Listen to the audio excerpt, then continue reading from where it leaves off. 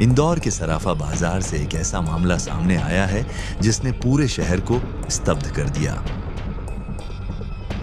यहां सालों से लकड़ी की गाड़ी पर घिसटते हुए कथित भीख मांगने वाला दिव्यांग व्यक्ति मांगीलाल असल में करोड़ों की संपत्ति का मालिक बताया जा रहा है। शनिवार को महिला एवं बाल विकास विभाग की टीम ने भिक्षावृत्ति उन्मूलन अभियान के तहत सराफा क्षेत्र से मांगीलाल को रेस्क्यू किया।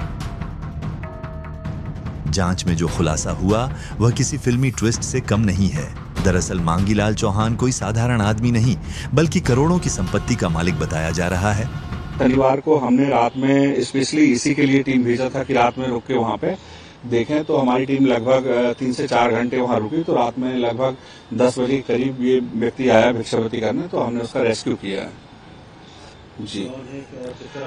इसका नाम मांगीलाल है और एक प्रकार से कुष्ठ रोगी है ये व्यक्ति। इसकी उम्र 55 से 60 साल के करीब है और पिछले 8-10 साल से लगातार भिक्षावृत्ति कर रहा है, ऐसा बताया गया वहाँ के लोगों के द्वारा।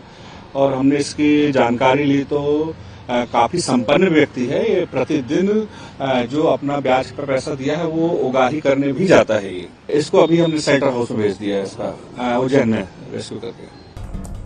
वहीं मांगीलाल ने खुद भीख मांगने की बात को साजिश और लोगों की ईर्ष्या बताते हुए कहा कि वह सराफा के छोटे व्यापारियों को ब्याज पर पैसा देता था और वह बाजार में भीख मांगने नहीं बल्कि ब्याज की रकम वसूलने निकलता था।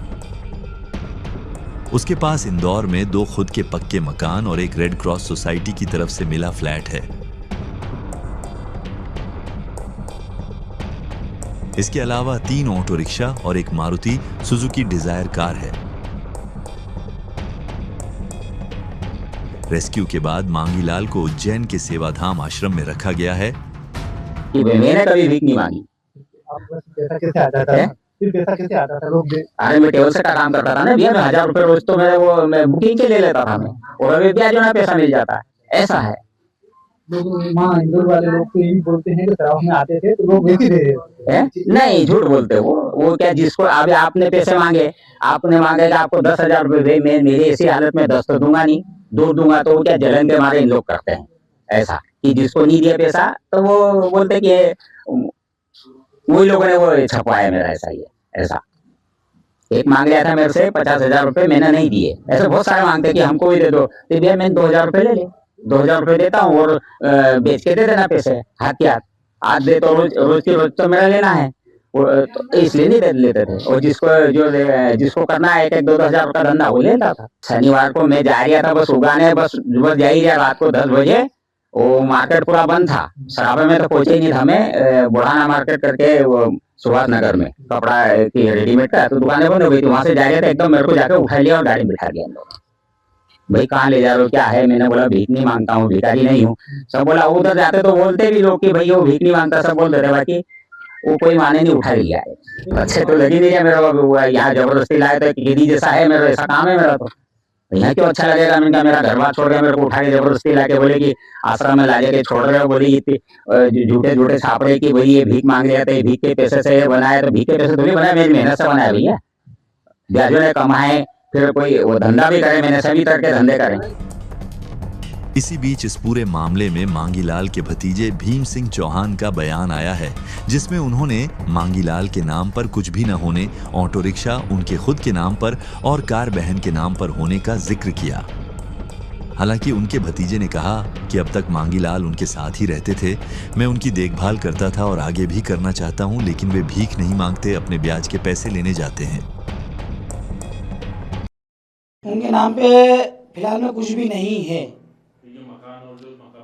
ये मकान जैसे ये 3 मंजिला मकान बताया गया है, ये मकान मेरा है, मेरी मम्मी के नाम पे है, रजिस्ट्री है, और उस पर लोन लेके मैंने मकान बनाया है। किस्त में पूरी मैं भरता हूँ और इसका रिकॉर्ड वगैरह सब डॉक्यूमेंट में सब दे सकता हूँ, सालों का जो भी रिकॉर्ड है इसका, पैसे का वो कागज सब दे सकता हूँ मैं इस मकान का। मैं 3 ऑटो रिक्शा है, 2 ऑटो रिक्शा मेरे नाम पे है, मेरे खुद के ही है, मैं उसका सबूत दे सकता हूँ, मेरे खुद के नाम में मेरी गाड़ी है, उसकी मैं किस्त भरता हूँ 5। एक गाड़ी की किस्त मैंने 7 भर दी है, एक गाड़ी की किस्त 5 भर दी है। मेरे नाम पे गाड़ी है, रजिस्ट्रेशन मेरे नाम पे, और रजिस्ट्रेशन के ऊपर मतलब वो रहता ना, क्या बोलते हैं, हाँ आईडी नंबर लेता बोल ठीक है, वो क्या बोलते हैं फाइनेंस करा वो लिखा हुआ है, तो वो चीज़ मेरी है।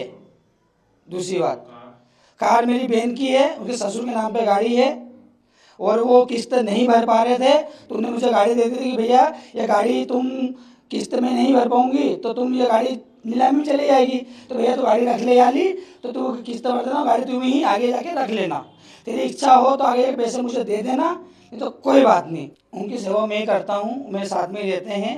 पहले अलवासा रहते थे वो, और भी 6 महीने पहले अलवासा थे, उस 6 महीने बाद के बाद मैं यहाँ ले आया हूँ। ये मकान मैंने बना लिया था, तो मैं उनको लाचार व्यक्ति है तो मैं उनको मैं रखना चाहता हूँ, मैं रख रहा हूँ, सेवा करूँगा और आगे भी करूँगा। ऐसी बात नहीं है कि नहीं करूँगा, करूँगा। अच्छा, ऐसा अधिकारी बता रहे हैं कि वो भिक्षा मांग के जो है ब्याज पे पैसे चलाते थे। भिक्षा तो वो नहीं मांगते हैं, लेकिन क्या है कि उन्हें पैसे वहाँ ब्याज बांट रखे हैं, तो वो लेने के लिए जाते हैं और वो उनकी दिल की बात मुझे नहीं बताते हैं। ये मामला है, मैंने भी उनको देखा नहीं भिक्षा लेते हैं कि लेते हैं मुझे नहीं मालूम, लेकिन ये है कि उन्हें ब्याज पे पैसा वहाँ बांट रखा है, लेकिन वो लेने जाते हैं और वो डेली जाते हैं, ये हमको मालूम है।